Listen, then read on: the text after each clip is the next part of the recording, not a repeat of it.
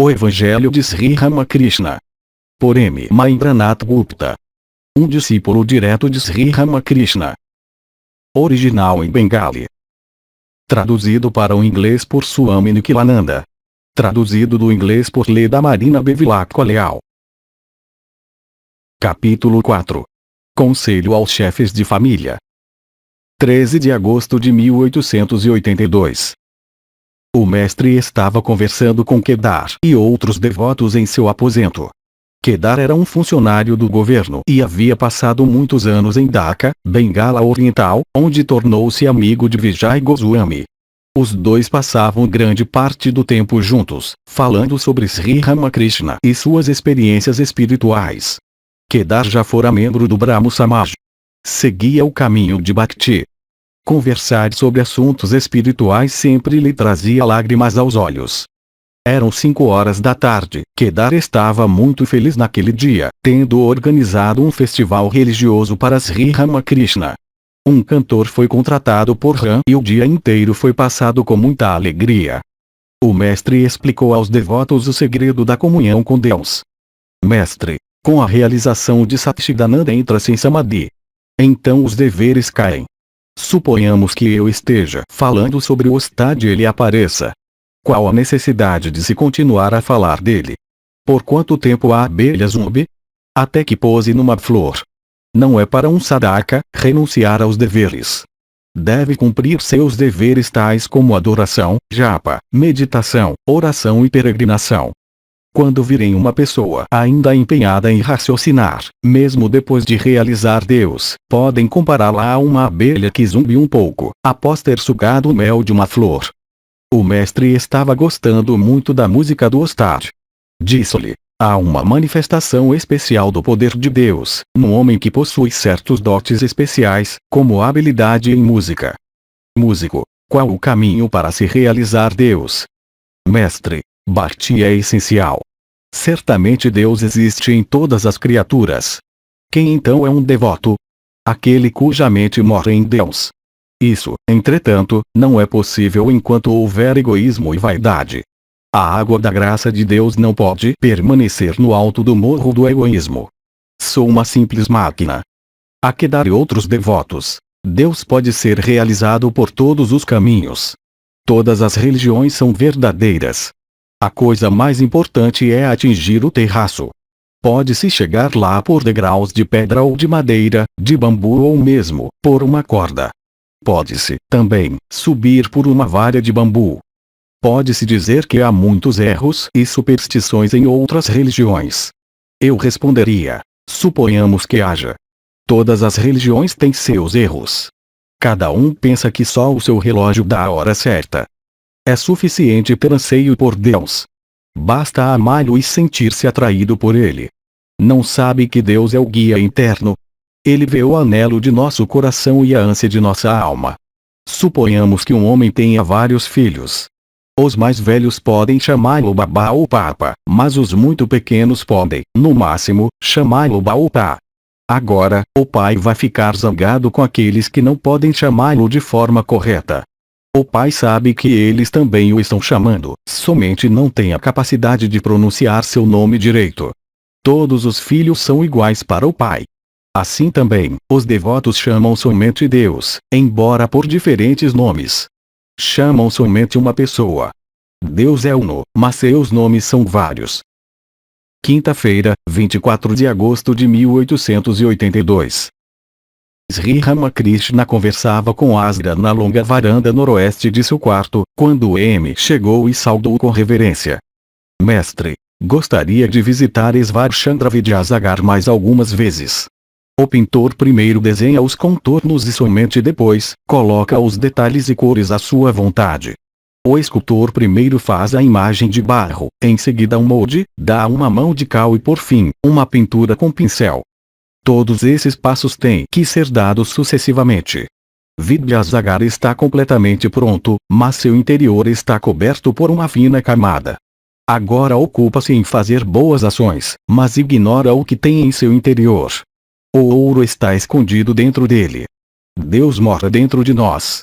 Se alguém sabe disso, sente o desejo de abandonar todas as atividades e apenas orar a Deus com a alma anelante. O mestre falava com M, ora em pé, ora passeando de um lado para o outro, na grande varanda. Mestre, necessitamos de um pouco de disciplina espiritual para conhecermos o que há dentro de nós. M. É necessário praticar-se disciplinas a vida inteira. Mestre, não, mas é imprescindível fazê-lo no começo. Depois disso não é mais necessário trabalhar-se muito. O timoneiro de pé segura o leme com firmeza, quando o barco passa através de grandes ondas, tempestades, ventos fortes ou pelas curvas de um rio. Quando um barco passa pelas curvas e o timoneiro sente um vento favorável, senta-se confortavelmente e apenas toca no timão. Em seguida abre as velas e prepara-se para fumar. Assim também, o aspirante goza de paz e calma depois de ter passado pelas ondas e tempestades de mulher e ouro. Alguns nascem com as características de um yogi, mas eles também têm que ter cuidado. É somente mulher e ouro o grande obstáculo. Fazem-nos desviar do caminho da yoga e joga-nos no mundanismo. Talvez tenham algum desejo de prazer.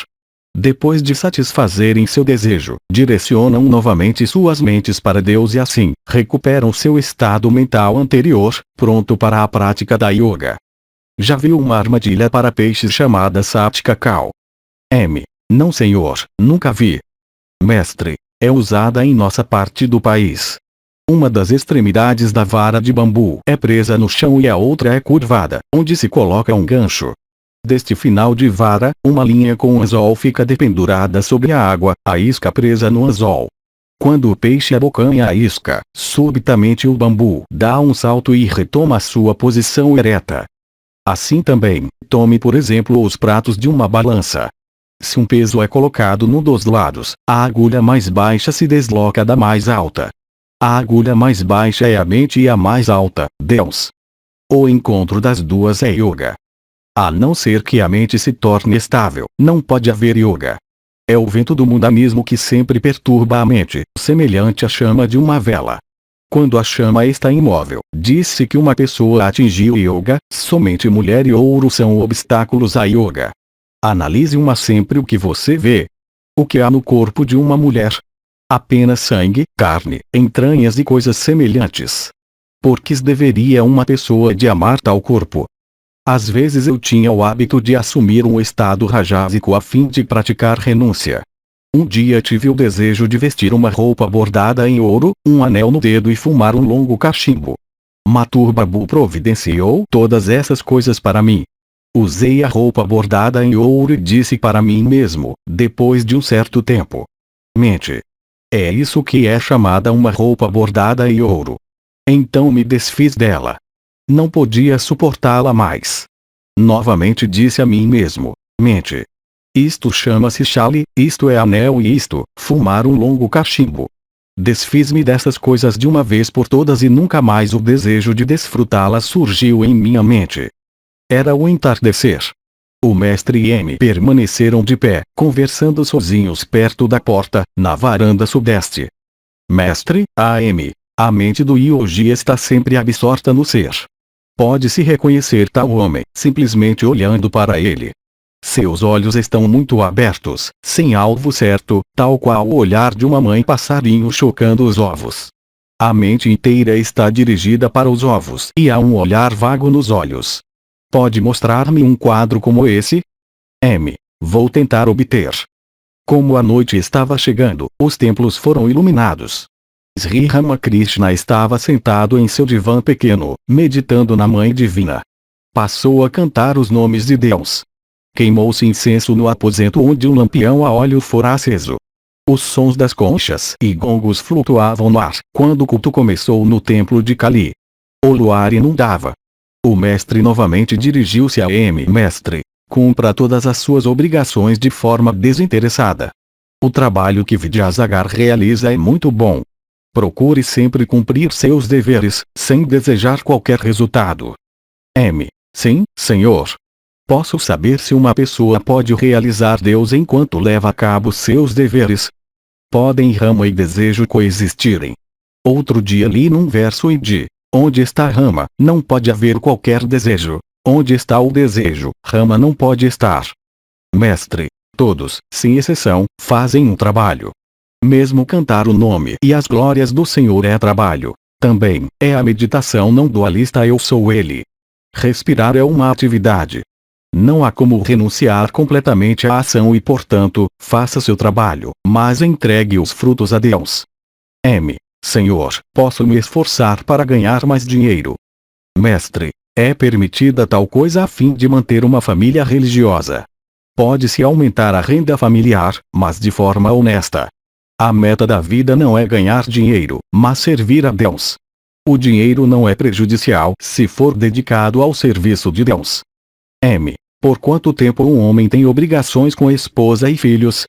Mestre, enquanto tiverem necessidade de comida e roupa, mas uma pessoa não tem responsabilidade em relação a um filho, quando este estiver em condições de se manter. Quando a vizinha já tiver condições de encontrar seu próprio alimento, a mãe abica se ela lhe pedir comida. Por quanto tempo deve uma pessoa cumprir seus deveres? Mestre, as flores caem quando a fruta aparece. Não se tem que cumprir qualquer dever, depois de ter alcançado Deus, nem sentir-se inclinado a fazê-lo. Se um bêbado bebe muito, não pode controlar sua consciência. Se tomar apenas 2 ou 3 copos, pode continuar seu trabalho. À medida que se aproxima cada vez mais de Deus, ele irá reduzindo pouco a pouco suas atividades. Não tenha medo. Termine os poucos deveres que tem em mãos e terá paz. Quando a dona de casa vai tomar banho, depois de ter acabado de cozinhar e fazer os outros serviços domésticos, por mais que alguém grite por ela, não voltará ao trabalho. Senhor, o que significa realizar Deus? O que quer dizer visão de Deus? Como alcançá-la? Mestre, de acordo com os Vaishnavas, os aspirantes e os videntes de Deus estão divididos em diferentes grupos. Esses são Pravataka, o Sadaka, o Siddha e o Siddha do Siddha. Aquele que apenas pôs o pé no caminho é chamado Pravataka. É chamado de Sadaka quando já há algum tempo vem praticando disciplinas espirituais como adoração, japa e meditação e cantando o nome e as glórias de Deus. Chama-se Siddha aquele que sabe, por experiência interna, que Deus existe.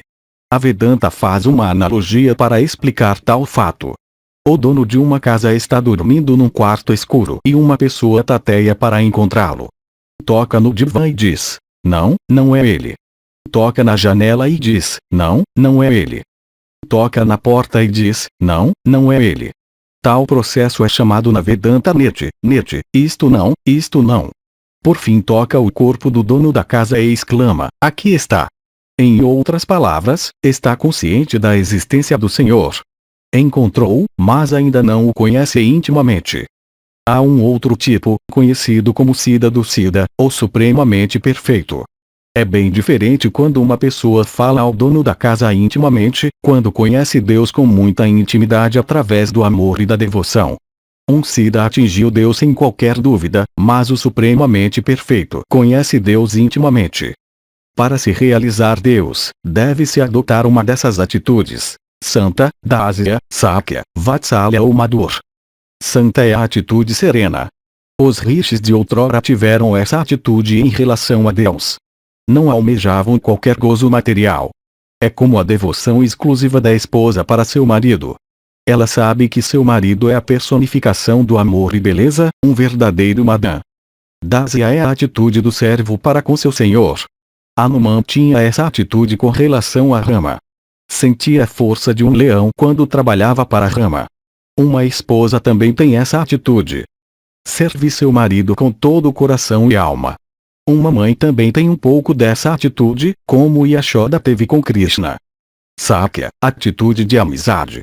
Os amigos dizem uns para os outros: venham aqui e sentem-se perto de mim. Sridama e outros amigos às vezes alimentavam Krishna com fruta que já haviam provado e às vezes pulavam em seus ombros. Vatsalya, a atitude de uma mãe em relação a seu filho. Tal era a atitude de Yashoda para com Krishna. A esposa, também, tem um pouco desse sentimento. Alimenta seu marido com seu próprio sangue de vida, por assim dizer. A mãe só fica satisfeita quando a criança comeu a quantidade que seu coração pede. e Yashoda perambulava com manteiga na mão, para alimentar Krishna. Madhur, a atitude da mulher para seu amante. Radha tinha essa atitude em relação a Krishna. A esposa sente-se assim, por seu marido. Essa atitude inclui todas as outras 4. Quando uma pessoa vê Deus, ela o vê com esses olhos. Mestre, Deus não pode ser visto com esses olhos físicos. Ao longo da disciplina espiritual adquire-se o corpo do amor, dotado de olhos do amor, ouvidos do amor, etc. Vê-se Deus com esses olhos do amor. Ouve Deus com ouvidos do amor. Tem-se mesmo um órgão sexual feito do amor. Ao ouvir essas palavras, caiu na gargalhada. O mestre, porém, sem se aborrecer continuou. Com esse corpo do amor a alma comunga com Deus. Tornou-se novamente sério. Mestre, mas isso só é possível com um amor intenso por Deus. Uma pessoa vê somente Deus em todos os lugares, quando ama intensamente. É o mesmo que uma pessoa com icterícia, que vê tudo amarelo. Sente então, sou realmente ele. Um bêbado, profundamente embriagado, diz, sou realmente Kali. As gopis intoxicadas de amor, exclamam, realmente sou Krishna. Quem pensa em Deus dia e noite, o vê em todos os lugares, é como um homem que fica vendo chamas em todos os lados, depois de ter olhado fixamente para uma, durante algum tempo. Mas aquela não é uma chama real. Um pensamento passou rápido pela mente de Sri Ramakrishna, que podia ler os pensamentos mais recônditos de uma pessoa. Disse, não se perde a consciência se pensar nele que é todo o espírito, toda a consciência. Shivanath certa vez comentou que pensar muito em Deus perturba o cérebro. Eu, porém, disse-lhe, como pode uma pessoa tornar-se inconsciente quando pensa na consciência? Sim, senhor, compreendo. Não é como pensar num objeto irreal. Como pode um homem perder sua inteligência se fixa sempre a mente nele cuja natureza verdadeira é inteligência eterna? Mestre, com alegria, é pela graça de Deus que se compreende isso. As dúvidas da mente não desaparecerão sem sua graça. As dúvidas não desaparecem sem a autorrealização. Mas uma pessoa nada tem a temer, se recebeu a graça de Deus. É fácil uma criança tropeçar quando segura a mão de seu pai, mas não há esse perigo se é o pai quem segura sua mão. Um homem nada mais tem a sofrer, se Deus remove todas as dúvidas, por sua graça e revela-se a ele. Tal graça, porém, só desce sobre ele depois de ter orado com intenso anseio do coração e praticado disciplinas espirituais. A mãe sente pena de seu filho quando o vê correndo de um lado para o outro, já sem fôlego. Ela vinha se escondendo, mas agora, aparece diante da criança. Mas por que Deus nos faz correr de um lado para o outro? Pensou imediatamente Sri Ramakrishna disse, é sua vontade que corramos um pouco. É um grande divertimento. Deus criou o mundo como se fosse um grande espetáculo. Isto é chamado Maya, a grande ilusão. Por conseguinte, devemos refugiar-nos na Mãe Divina, o próprio poder cósmico. É ela quem nos prendeu nos grilhões da ilusão. A realização de Deus só é possível depois que essas cadeias forem cortadas. O mestre continuou. Uma pessoa deve propiciar a Mãe Divina, a energia primordial, para obter a graça de Deus. O próprio Deus é Maya que engana o mundo com sua ilusão e confere a magia da criação, preservação e destruição. Ela estendeu esse véu de ignorância diante de nossos olhos. Só podemos penetrar na câmara interior, se ela nos deixar passar pela porta. Vivendo no exterior, apenas vemos os objetos exteriores e não o ser eterno, existência, conhecimento, bem-aventurança absolutos. É por isso que se diz nos Puranas, que as divindades como Brahman pediam a Maya, a destruição dos demônios como Madhu e Kaitaba. Somente Shakti é a raiz do universo. Essa energia primordial tem 2 aspectos, Vidya e Avidya. A Vidya ilude. A Vidya proclama a mulher e ouro que encanta a todos. Vidya promove devoção, gentileza, sabedoria e amor que levam a Deus. Essa Vidya deve ser propiciada e esse é o propósito dos ritos do culto de Shakti.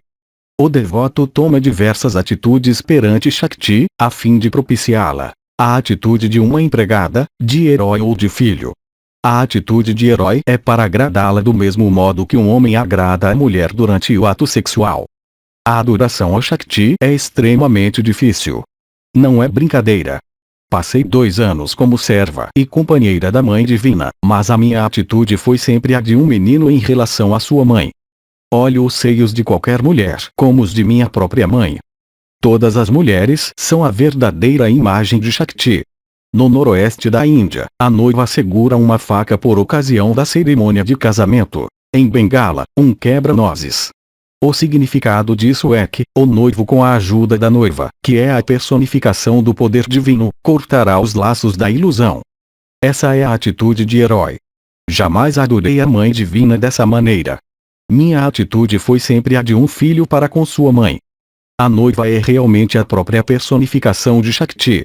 Você já notou que durante a cerimônia de casamento, o noivo senta-se atrás como um idiota? Mas a noiva, ela fica em tanta evidência. Depois de alcançar Deus, esquece-se de seu esplendor externo, as glórias de sua criação. Não se pensa mais nas glórias de Deus, depois de tê-lo visto. Um devoto depois de submerso na bem-aventurança divina, não mais cogita das coisas externas. Quando vejo Narendra não preciso perguntar-lhe, qual é o seu nome? Onde você mora? A razão para tais perguntas. Um homem, uma vez, perguntou a Hanuman em que dia da quinzena estavam. Irmão, disse Hanuman, não sei nada a respeito dos dias da semana, ou da quinzena ou da posição das estrelas. Só penso em Rama. 16 de outubro de 1882. Era uma segunda-feira, poucos dias antes do Durga Puja, festival da Mãe Divina. Sri Ramakrishna estava muito feliz, porque Narendra estava com ele. Narendra havia trazido ao templo 2 ou 3 jovens membros do Brahmo Samaj. Além deles, Rakal, Asra e M estavam com o mestre. Narendra tomou sua refeição do meio-dia com Sri Ramakrishna. Em seguida, uma cama improvisada foi arrumada no chão do quarto do mestre, para os discípulos descansarem um pouco. Uma esteira foi estendida, sobre a qual colocaram um acolchoado coberto por um lençol branco. Algumas almofadas e travesseiros completavam essa cama simples. Como uma criança, o mestre sentou-se perto de Narendranath na cama. Conversava com os devotos com muita alegria. Um sorriso radiante iluminava seu rosto e com os olhos fixos em Narendra, dava-lhes vários ensinamentos espirituais, entremendo-os com incidentes de sua própria vida. Mestre, depois de ter experimentado Samadhi, minha mente ansiou intensamente para ouvir falar somente de Deus. Eu sempre procurava lugares onde estavam lendo ou explicando os livros sagrados, tais como o Bhagavata, o Mahabharata e o Adhyatma Ramayana. Que fé tremenda tinha Krishna Kishore! Uma vez, enquanto estava em Vrindavan, sentiu sede e foi até um poço. Perto, viu um homem. Ao lhe pedir que pegasse um pouco de água, o homem disse-lhe, pertenço a uma casta inferior. O Senhor é um Brahmin. Como posso apanhar água para o Senhor? Krishna Kishore respondeu-lhe, toma o nome de Shiva, repetindo seu santo nome, você se tornará puro. O homem de casta inferior fez o que ele lhe mandara e Krishna Kishore, um Brahmin ortodoxo, bebeu a água. Que tremenda fé! Um dia um santo chegou às margens do Ganges e passou a viver perto do ghat de banho de Aryadaya, não longe de Dakshinesvar. Pensamos fazer-lhe uma visita. Disse a Aladari, Krishna Kishore e eu vamos ver o santo. Você quer vir conosco? Aladari respondeu, qual a vantagem de se ver um simples corpo humano, que não é superior a uma jaula de argila? Aladari era um estudante do Gita e da filosofia Vedanta e por conseguinte, considerava o santo como uma simples jaula de argila. Repetia o comentário a Krishna Kishore que, com muita raiva, disse, como Aladari foi imprudente em fazer tal comentário. Como pôde ele ridicularizar como uma jaula de argila o corpo de um homem que pensa constantemente em Deus, que medita em Rama e que a tudo renunciou por amor ao Senhor? Ele não sabe que um homem assim é a personificação do Espírito? Ficou tão chocado com o comentário de Aladari que passou a lhe virar o rosto sempre que o encontrava no templo e deixou de lhe dirigir a palavra. Uma vez Krishna Kishore perguntou-me, por que o Senhor deixou de lado o cordão sagrado? Naqueles dias da visão de Deus, sentia-me como se estivesse no meio da grande tempestade de Ashvin e que tudo havia desaparecido de mim. Não sobrou qualquer traço de minha antiga personalidade. Perdi toda a consciência do mundo, mal podia ficar vestido, para não falar do cordão sagrado. Disse a Krishna Kishore: você me compreenderá se um dia ficar intoxicado por Deus, como eu estava. E de fato isto chegou a acontecer. Ele também passou por um estado de intoxicação de Deus, quando apenas repetia a palavra Om e trancava-se em seu quarto. Seus parentes pensaram que estivesse ficando realmente louco e chamaram um médico. Ram Kaviraj de Natagore veio vê-lo. Krishna Kishore disse-lhe: cure minha doença se isso lhe agrada, mas não o meu Om. Todos riem. Um dia fui visitá-lo e encontrei-o muito pensativo. Quando lhe perguntei o motivo, respondeu: o coletor de impostos esteve aqui. Ameaçou-me carregar meus copos, jarras e outros utensílios de latão, se eu não pagar o imposto. Por isso estou muito preocupado. Disse-lhe: mas por que haveria você de se preocupar? Deixe-o levar os potes e as panelas, deixe-o mesmo prender seu corpo. O que isso lhe poderá afetar? Sua natureza é a de cá. Narendra e os outros riem. Costumava dizer-me que era o espírito que tudo penetra, como o céu. Tinha tirado essa ideia do Adhyatma Ramayana. Eu costumava implicar com ele, de vez em quando, chamando-o de cá. Portanto, disse-lhe aquele dia, com um sorriso: você é cá. Os impostos não podem afetá-lo. Naquele estado de intoxicação divina, eu costumava dizer a todos o que pensava. Não respeitava ninguém. Mesmo a homens de posição social importante, não tinha medo de falar a verdade. Um dia Jatindra foi à chácara de Jadumalik. Eu também estava lá e perguntei-lhe: qual é o dever de um homem? Não é nosso dever pensar em Deus. Jatindra respondeu: somos homens do mundo. Como nos é possível atingir a liberação? Mesmo o rei Yudhishthira teve que passar pela experiência da visão do inferno. Isto me deixou muito zangado. Disse-lhe: que tipo de homem é o Senhor? De todos os acidentes da vida de Yudhishthira, o Senhor só se recorda do incidente do inferno. Não se lembra de sua veracidade, sua tolerância, sua paciência, sua discriminação, seu desapego e sua devoção a Deus. Já estava a ponto de dizer muitas coisas quando Uridai fez-me calar. Logo em seguida Jatindra saiu, alegando que tinha um outro compromisso para atender. Muitos dias depois fui com o capitão ver Raja Sourindra Tagore. Assim que o vi, disse-lhe: não posso dirigir-me ao Senhor como Raja ou qualquer outro título, porque estaria mentindo. Conversamos alguns minutos, mas nossa conversa foi constantemente interrompida pelas visitas de europeus e outros. Homem de temperamento rajásico, Sourindra ocupava-se naturalmente com muitas coisas. Jatindra, seu irmão mais velho, foi informado de minha chegada, mas ele mandou dizer que estava com dor de garganta e não poderia ver-me. Um dia, naquele estado de intoxicação divina, fui ao ghat de banho no Ganges, em Baranagore. Lá vi Jaya Mukherjee repetindo o nome de Deus, mas sua mente estava distante. Subi e dei-lhe 2 bofetadas nas faces. Outra vez Ramir Rasmani estava passando uns tempos no templo. Veio até o altar da Mãe Divina, como fazia frequentemente, enquanto eu celebrava o culto de Kali, e pediu-me para entoar 1 ou 2 canções. Enquanto cantava, percebi que ela estava arrumando as flores para o culto com a mente distraída. Imediatamente esbofeteei-a. Ela ficou bastante embaraçada e sentou-se com as mãos postas. Alarmado com meu estado mental, disse a meu primo Aladari: veja minha natureza. Como posso livrar-me dela? Após orar, com fervor, a Mãe Divina conseguia acabar com esse hábito. Quando alguém se encontra em tal estado mental só sente prazer em conversas a respeito de Deus. Costumava chorar quando ouvia as pessoas falarem de coisas mundanas. Quando acompanhei Mathur Babu numa peregrinação, passamos alguns dias em Benares, na casa de Raja Babu. Um dia eu estava sentado na sala com Mathur Babu, Raja Babu e outros. Ouvindo-os falar sobre diversos assuntos mundanos, tais como perdas financeiras etc., chorei amargamente e disse à Mãe Divina: Mãe, onde tu me trouxeste? estava muito melhor no templo de Dakshinesvar.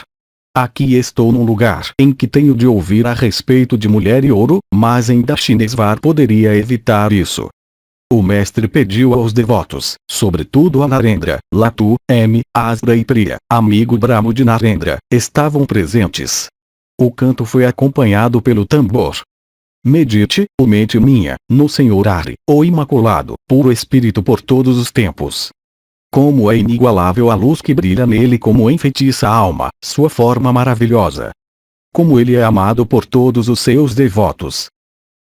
Depois dessa canção, Narendra cantou: ó, quando despertará para mim aquele dia de bênção, quando ele que é todo bem, toda a beleza e toda a verdade iluminará o altar mais interior do meu coração?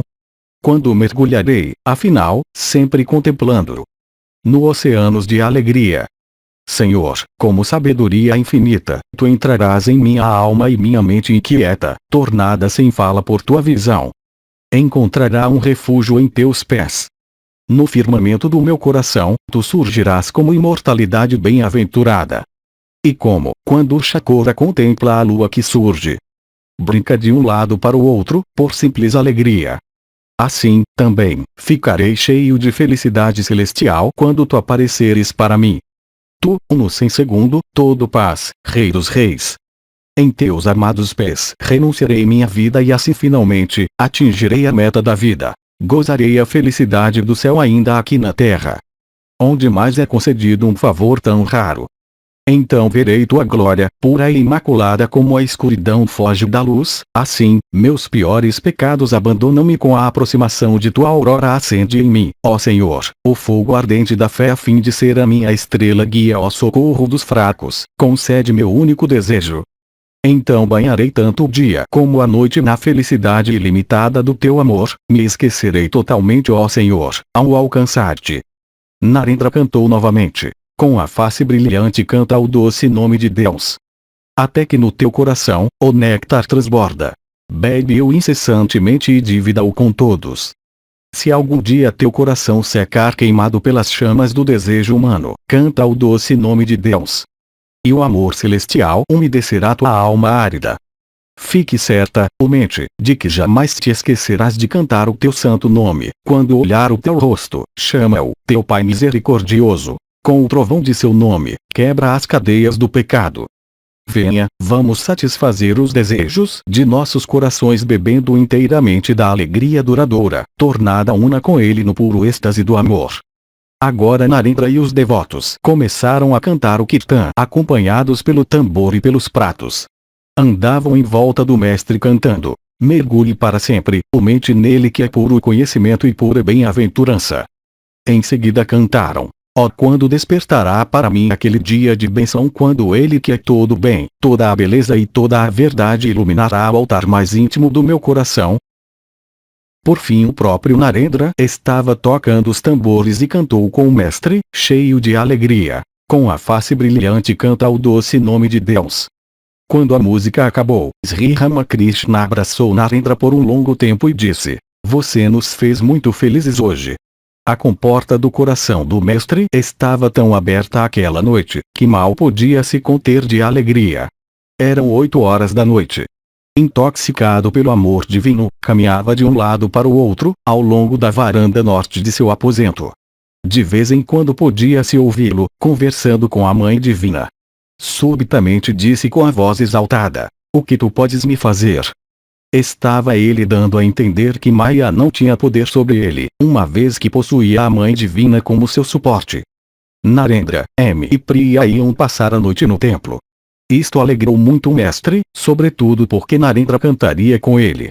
A Santa Mãe, que estava morando no Nabat, havia preparado a ceia. Surendra pagava a maior parte das despesas do mestre. A refeição estava pronta, e os pratos tinham sido colocados na varanda sudeste, do aposento do mestre. Perto da porta leste de seu quarto, Narendra e outros devotos conversavam. Narendra, o que você pensa dos jovens de hoje? Não são ruins, mas não recebem qualquer instrução religiosa. Narendra, mas segundo minha experiência, creio que vão por um mau caminho. Fumam, mantêm conversas frívolas, são afetados, preguiçosos e outras coisas parecidas. São até vistos frequentando lugares questionáveis. M. Não notei essas coisas nos nossos dias de estudante. Narendra. Talvez você não tenha se misturado com os estudantes intimamente. Vi-os conversando com pessoas de caráter imoral. Talvez sejam íntimos deles. M. É muito estranho.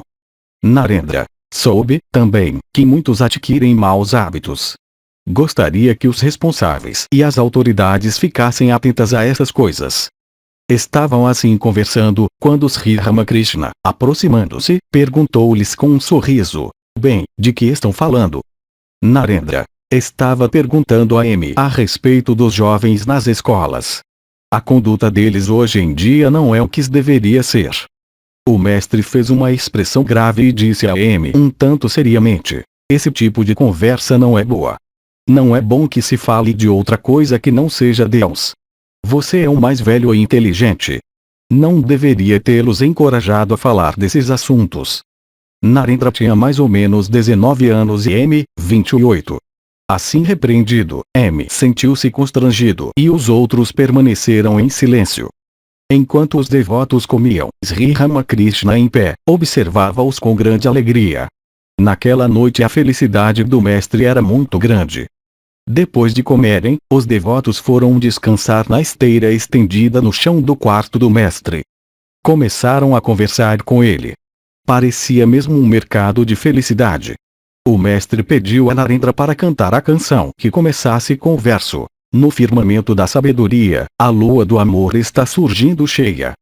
Narendra cantou e os outros devotos tocaram tambores e pratos. No firmamento da sabedoria a lua do amor está surgindo cheia.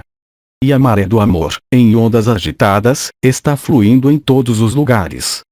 Ó Senhor, como cheio de bem-aventurança tu és. Salve! De todos os lados brilham os devotos, como estrelas em volta da lua. Seu amigo, o Senhor misericordioso, alegremente brinca com eles. Olhem! As portas do paraíso estão de par em par abertas. O suave vento da primavera do novo dia levanta ondas refrescantes de alegria. Gentilmente carrega para a terra a fragrância do amor de Deus. Até que todos os yogis, embriagados de felicidade, estejam mergulhados em êxtase. No mar do mundo desabrocha o lótus do novo dia e aí a mãe sentia-se entronada em majestade venturosa.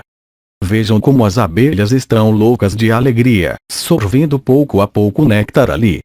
Contemplem a face radiante da mãe, que tanto encanta o coração e cativa o universo. Em seus pés de lótus bandos de homens santos extasiados dançam alegremente. Que encanto incomparável é o dela! Que felicidade infinita! Invade o coração quando ela aparece. Ó irmãos, desprendas, humildemente lhes imploro a cada um, cantem a canção da mãe. Sri Ramakrishna cantou e dançou com os devotos que dançaram à sua volta. Quando a canção acabou, o mestre começou a andar de lá para cá, na varanda nordeste onde Asra estava sentado com M. O mestre sentou-se e perguntou a um devoto: Você sonha sempre? Devoto: Sim, senhor. Outro dia tive um sonho estranho. Vi o mundo inteiro envolvido em água. Havia água por todos os lados. Somente alguns barcos podiam ser vistos, mas de repente, imensas ondas apareceram e afundaram-nos. Estava a ponto de embarcar com algumas pessoas, quando vi um Brahmin andando sobre as águas. Perguntei-lhe: Como pôde o senhor caminhar sobre as águas? O Brahmin respondeu-me com um sorriso: não há qualquer dificuldade. Há uma ponte debaixo d'água. Disse-lhe: Onde o senhor vai? A Bhavanipur, a cidade da Mãe Divina, respondeu. Espere um pouco, gritei, vou lhe acompanhar. Mestre, estou muito impressionado, ouvindo essa história. Devoto, o Brahmin disse, estou com pressa. Você ainda terá um certo tempo para sair do barco. Adeus. Lembre-se desse caminho e siga-me num outro barco. Mestre, meu cabelo está de pé. Por favor, seja iniciado por um guru o mais breve possível. Um pouco depois da meia-noite, Narendra e outros devotos foram se deitar no quarto do mestre. Ao amanhecer, alguns devotos levantaram-se e viram o mestre nu como uma criança, andando de um lado para o outro no quarto, repetindo os nomes de vários deuses e deusas. Sua voz era doce como néctar. Ora olhava para o Ganges, ora parava em frente dos quadros e curvava-se diante deles, cantando o tempo todo os seus santos nomes, com voz suave. Cantou Veda, Puranas, Tantras, Gita, Gayatri, Bhagavata, Bhakta, Bhagavan. Referindo-se ao Gita, repetiu inúmeras vezes Taji, Taji, Taji e de vez em quando dizia: "Oh mãe, tu és realmente Brahman e tu és realmente Shakti. Tu és Purusha e tu és Prakriti. Tu és Virat. Tu és o absoluto e tu te manifestas como o relativo. Tu és realmente os 24 princípios cósmicos." Nesse meio tempo, o serviço já tinha começado nos templos de Kali e Radhakanta. Sons das conchas acústicas e pratos pairavam no ar. Os devotos saíram do quarto e viram os sacerdotes e empregados apanhando flores no jardim para o culto nos templos. Do Nabat flutuava a suave melodia dos instrumentos musicais, apropriados para aquela hora da manhã. Narendra e outros devotos terminaram suas obrigações da manhã e vieram até o mestre. Com um doce sorriso nos lábios, Sri Ramakrishna estava de pé na varanda nordeste, perto de seu quarto. Narendra, vimos vários sannyasis pertencentes à seita de Nanak no Panchavati. Mestre, sim, chegaram ontem. A Narendra, gostaria que todos se sentassem na esteira. Quando assim o fizeram, o mestre olhou-os com alegria. Começou, então, a conversar. Narendra perguntou a respeito de disciplina espiritual. Mestre, Bhakti, o amor de Deus, é a essência de toda a disciplina. Pelo amor, uma pessoa adquire renúncia e discriminação de forma natural. Narendra, não é verdade que os tantras prescrevem disciplina espiritual na companhia de mulher? Mestre, isso não é desejável. É um caminho muito difícil e muitas vezes ocasiona a queda do aspirante. Há 3 tipos de disciplinas. Podemos considerar a mulher como sua amante. Ou considerar-se sua serva ou seu filho. Olho a mulher como minha mãe. Ver-se como serva é bom também, mas é extremamente difícil praticar disciplina espiritual olhando a mulher como amante. Considerar-se seu filho é uma atitude muito pura. Os sannyasis pertencentes à seita de Nanak entraram no aposento e saudaram o mestre, dizendo: Namo Narayana. Sri Ramakrishna pediu que se sentassem. Mestre, nada é impossível para Deus. Ninguém pode descrever sua natureza por meio de palavras. Tudo é possível para ele. Num certo lugar viviam 2 yogis que praticavam disciplinas espirituais. Um dia o sábio Narada passou por ali.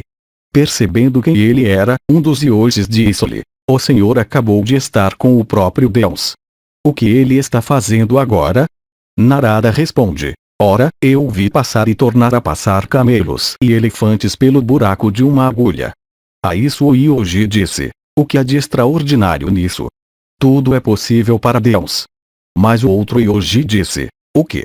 Fazer elefantes passar pelo buraco de uma agulha? Será isso possível acontecer alguma vez? O Senhor jamais esteve na casa de Deus. Às 9 horas da manhã, quando o mestre ainda estava em seu quarto, Mano Mohan chegou de Konagar com alguns membros de sua família. Às perguntas gentis de Sri Ramakrishna, Mano Mohan explicou que os estava levando para Calcutá. O mestre disse: Hoje é o primeiro dia do mês bengali, auspicioso para se fazer uma viagem. Espero que tudo venha a correr bem com vocês. Com um sorriso, começou a falar de outros assuntos. Quando Narendra e seus amigos voltaram do seu banho no Ganges, o mestre falou-lhes francamente: Vão meditar no Panchavati, debaixo do banhiano. Querem algo para se sentarem. Mais ou menos às 10h30 Narendra e seus amigos brahmos estavam meditando no Panchavati. Depois de algum tempo, Sri Ramakrishna chegou, também estava presente. O mestre disse aos devotos brahmos: Na meditação a pessoa deve permanecer absorvida em Deus. Se ficar flutuando na superfície da água, pode alguém alcançar as pedras preciosas que jazem no fundo do mar. Em seguida cantou: Tomando o nome de Kali, mergulhe profundamente, mente, nas profundezas insondáveis do coração, onde muitas pedras preciosas jazem escondidas. Mas jamais acreditem que o fundo do oceano está sem pedra se nas primeiras vezes que mergulharem, fracassarem com firme resolução e autocontrole. Mergulhe fundo e abre teu caminho em direção ao reino da Mãe Kali. Nas profundezas do oceano da sabedoria celestial estão as maravilhosas pérolas da paz, mente, e você mesma pode juntá-las.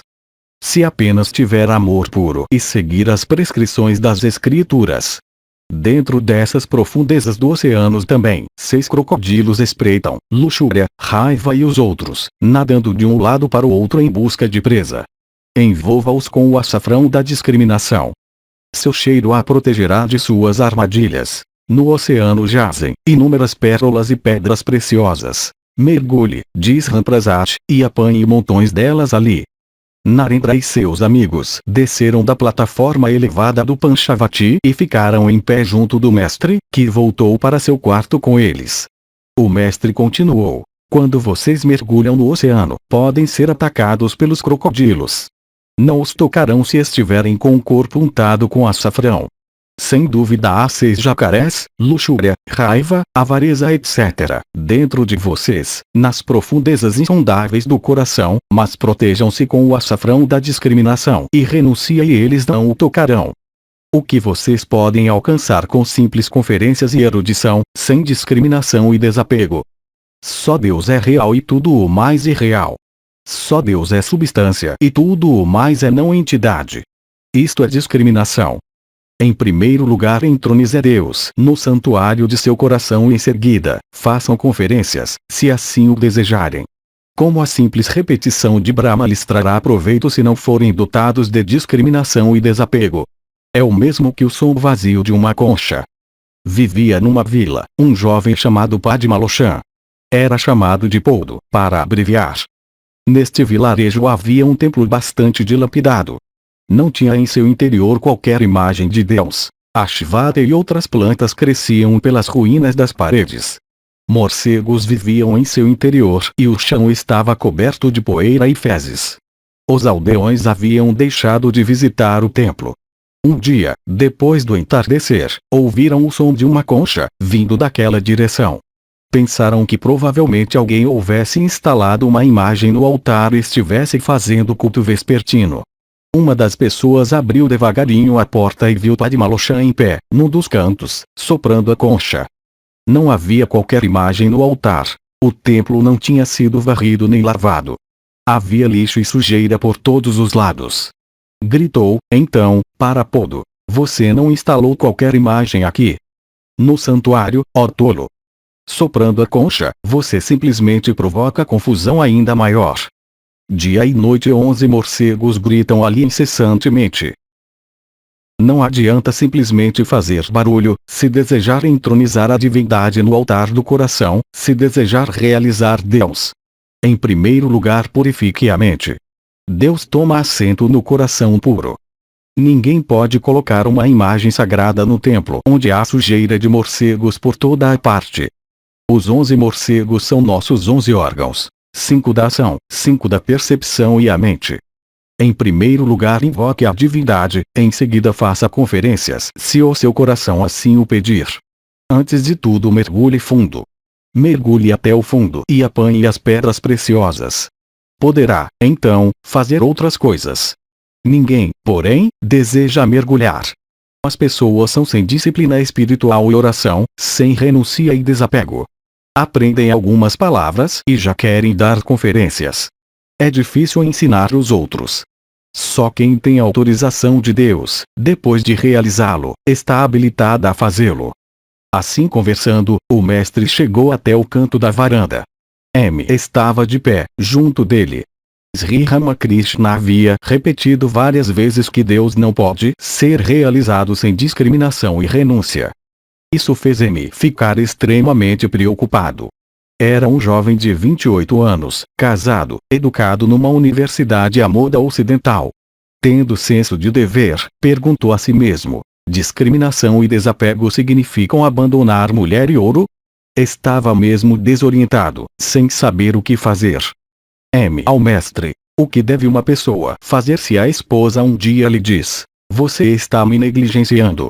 Vou me matar?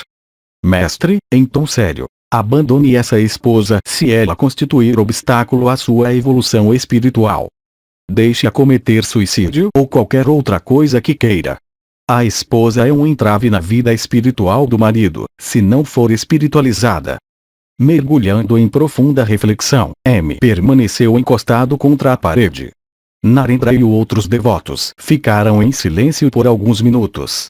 O mestre trocou muitas palavras com eles e subitamente, chegando perto de M, sussurrou-lhe no ouvido: mas se o homem tem amor sincero por Deus, então, tudo ficará sob seu controle, o rei, as pessoas más e a esposa. O amor sincero por Deus da parte do marido por fim, levará a esposa à vida espiritual. Se o marido é bom, então, pela graça de Deus, a esposa também poderá seguir seu exemplo. Isto teve efeito tranquilizante na mente perturbada de M. Todo o tempo havia pensado: que ela se suicide. O que posso fazer? M. Ao mestre: esse mundo é certamente um lugar terrível. Mestre, aos devotos: é por isso que Chaitanya disse a seu companheiro Nityananda: ouça, irmão, não há esperança de salvação para os que têm mente mundana. Numa outra ocasião o mestre havia dito a M particularmente: sim, não há esperança para um homem do mundo se ele não é sinceramente devotado a Deus, mas não tem nada a temer se ficar no mundo depois de realizar Deus. Também não há necessidade de temer o que quer que seja do mundo, se alcançar devoção sincera praticando disciplina espiritual de vez em quando na solidão. Chaitanya teve diversos devotos chefes de família, porém, o eram apenas no nome, uma vez que viviam desapegados do mundo. Era meio-dia. O culto havia terminado e a oferenda de comida já havia sido preparada no templo. As portas do templo foram fechadas. Sri Ramakrishna sentou-se para almoçar e Narendra e outros devotos compartilharam das oferendas no templo. Domingo, 22 de outubro de 1882. Era o dia de Vijaya, o último dia da celebração da adoração de Durga, quando a imagem de argila é imersa nas águas de um lago ou rio. Mais ou menos às 9 horas da manhã, M estava sentado no chão do quarto do mestre em Dakshinesvar, perto de Sri Ramakrishna, que estava reclinado no divã pequeno. Rakal estava morando com o mestre e Narendra e Bhavanath visitavam-no frequentemente. Baburam o havia visto apenas uma ou duas vezes. Mestre, você teve dia de folga durante o Durga Puja? M. Sim, senhor. Fui à casa de Keshab diariamente durante os primeiros 3 dias de adoração. Mestre, foi mesmo. M. Lá ouvi uma interpretação muito interessante do Durga Puja. Mestre, conte-me tudo a esse respeito, por favor. M. Keshab Sen fazia orações diárias de manhã em sua casa, que terminavam às 10 ou 11 horas. Durante essas orações, explicava o significado intrínseco do Durga Puja. Disse que se alguém pudesse realizar a Mãe Divina, isto é, pudesse instalar a Mãe Durga no santuário de seu coração, então, Lakshmi, Sarasvati, Kartika e Ganesha chegariam por si mesmos. Lakshmi significa riqueza, Sarasvati, conhecimento, Kartika, força e Ganesha, sucesso. Realizando a Mãe Divina no coração, obtém-se tudo isso sem esforço algum. Sri Ramakrishna ouviu a descrição, perguntando a M de vez em quando, a respeito das orações dirigidas por Keshab. Por fim disse-lhe: não vá lá aqui. Venha somente aqui. Aqueles que pertencem ao círculo íntimo de meus devotos vêm somente aqui. Rapazes como Narendra, Bhavanath e Rakal são meus discípulos muito íntimos. Não devem ser considerados com pouco caso. Alimente-os um dia desses. O que pensa de Narendra? M. Tenho em grande consideração, senhor. Mestre, você já observou suas muitas virtudes? Não é apenas bem versado em música, canto e instrumento, mas também muito letrado. Além disso, controlou suas paixões e diz que vai levar vida de celibato. É devotado a Deus desde tenra idade. Como está você com sua meditação no momento? Qual o aspecto de Deus que atrai sua mente, com forma ou sem forma? M. Senhor, agora não posso fixar minha mente em Deus com forma. Por outro lado, não posso me concentrar firmemente em Deus sem forma. Mestre, Agora você vê que a mente não pode se fixar, de súbito, no aspecto sem forma de Deus. É mais conveniente pensar em Deus com forma nos primeiros estágios. O Senhor quer dizer que se deve meditar sobre as imagens de argila. Mestre, por que de argila? Essas imagens são a personificação da consciência. Mesmo assim há de se pensar nas mãos, pés e outras partes do corpo. Também compreendo que a mente só pode estar concentrada se meditar, no começo, em Deus com forma. O Senhor mesmo me disse isso. Deus pode facilmente assumir formas diferentes. Pode-se meditar na forma de sua própria mãe. Mestre, sim, a mãe deveria ser adorada.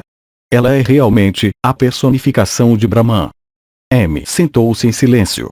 Depois de alguns minutos, perguntou ao mestre: o que uma pessoa sente quando pensa em Deus em forma? Não é possível descrever isso. Depois de pensar por algum tempo, o mestre disse: você quer saber como é? Ficou em silêncio por um momento e disse algumas palavras a respeito de suas experiências por ocasião de sua visão de Deus com e sem forma. Mestre, veja, deve-se praticar disciplinas espirituais para compreender isso corretamente. Suponhamos que haja tesouros num aposento.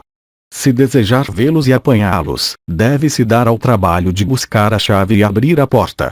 Em seguida, apanhar o tesouro, mas suponhamos que o aposento esteja fechado e, do lado de fora, você diga a si mesmo: abri a porta. Quebrei a fechadura. Agora peguei o tesouro. Pensando dessa maneira em frente à porta, não conseguirá nada. Você tem que praticar disciplina. Os jnanis pensam em Deus em forma. Não aceitam a encarnação divina.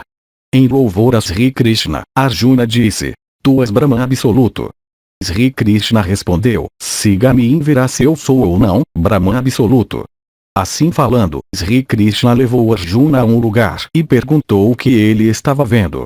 Vejo uma grande árvore, disse Arjuna, e nela vejo frutos pendurados como cachos de amoras. Então Krishna disse a Arjuna: chegue mais perto e verá que não são cachos de amoras, mas cachos de inúmeros Krishnas como eu, pendendo da árvore. Em outras palavras, um sem número de encarnações divinas aparecem e desaparecem na árvore do Brahman absoluto. Karvidas tinha uma forte inclinação para Deus em forma. A simples menção do nome de Krishna, dizia: por que devo adorá-lo? As gopis batiam palmas enquanto ele dançava como um macaco. Com um sorriso. Mas aceito Deus com forma quando estou na companhia de pessoas que acreditam nesse ideal e também concordo com aqueles que creem em Deus em forma. Sorrindo. O Senhor é tão infinito quanto aquele de quem estamos falando. Na verdade ninguém pode sondar sua profundidade. Mestre, sorrindo. Vejo que você descobriu isto. Vou dizer-lhe uma coisa. Deve-se seguir diversos caminhos. Deve-se praticar cada credo durante um certo tempo. No jogo de satranja uma peça não pode atingir o quadrado do centro enquanto não tiver completado o círculo, mas uma vez no quadrado, não pode ser tomada por qualquer outra peça. É verdade, senhor. Mestre, há duas classes de yogis: os Valdakas e Kutichakas. Os Valdakas peregrinam, visitando diversos lugares santificados e ainda não encontraram paz de espírito. Os Kutichakas, porém, tendo já visitado todos os lugares sagrados, acalmaram suas mentes. Sentindo-se serenos e em paz, instalam-se num lugar e não mais se mudam dali. Nesse lugar são felizes. Não sentem necessidade de ir a qualquer outro lugar, são felizes.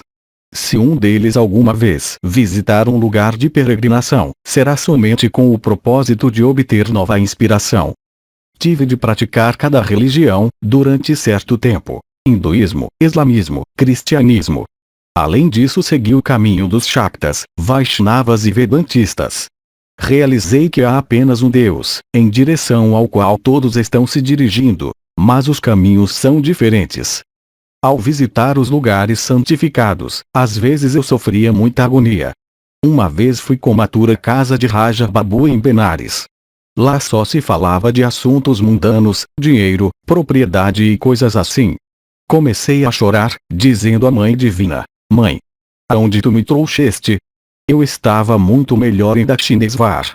Em Allahabad vi as mesmas coisas que já tinha visto em outros lugares: os mesmos lagos, a mesma grama, as mesmas árvores, as mesmas folhas de tamarindo. Mas sem dúvida nenhuma, uma pessoa encontra inspiração em lugares sagrados. Acompanhei Mathur Babu em Vrindavan. Frida e as senhoras da família de Mathur faziam parte de nosso grupo. Mal vi o Rat de Kaliadaman, fui tomado por uma emoção divina. Fiquei completamente deslumbrado.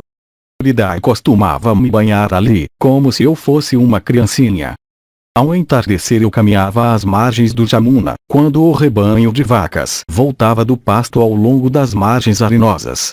A simples visão daquelas vacas, o pensamento de Krishna passou de relance pela minha mente. Corria, gritando como um louco: "Oh, onde está Krishna? Onde está o meu Krishna?" Fui para Syamakunda e Radhakunda no palanquim e saí para visitar o sagrado Monte Govardhan. À vista dele, fui tomado por uma emoção divina e corri até o cume. Perdi completamente a consciência do mundo em minha volta. Os habitantes do lugar ajudaram-me a descer.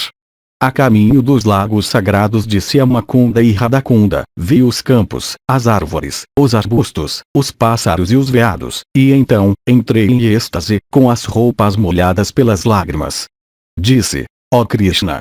Tudo aqui está como era nos tempos antigos. Só tu estás ausente." Sentado no interior do palanquim, perdi a fala. Frida seguia o palanquim. Havia pedido aos condutores que tivessem cuidado comigo. Gangamai tornou-se muito amiga minha em Vrindavan. Era uma velha senhora que vivia sozinha numa cabana perto de Nidhuvan. Referindo-se à minha condição espiritual e êxtase, disse: "Ele é realmente a encarnação de Radha." Chamava-me Dolali. Quando estava com ela, costumava esquecer-se de comer, beber, tomar banho e nem tinha qualquer pensamento de voltar para casa. Alguns dias Ridai costumava me trazer comida de casa e alimentar-me. Gangamai também me servia comida feita por suas próprias mãos. Gangamai costumava ter transes. Nessas ocasiões uma grande multidão costumava vir vê-la. Um dia, em êxtase, pulou nos ombros de Ridai. Eu não queria deixá-la e voltar para Calcutá. Tudo foi arranjado para que eu ficasse. Eu comeria arroz cozido 2 vezes e nossas camas ficariam em cada canto da cabana.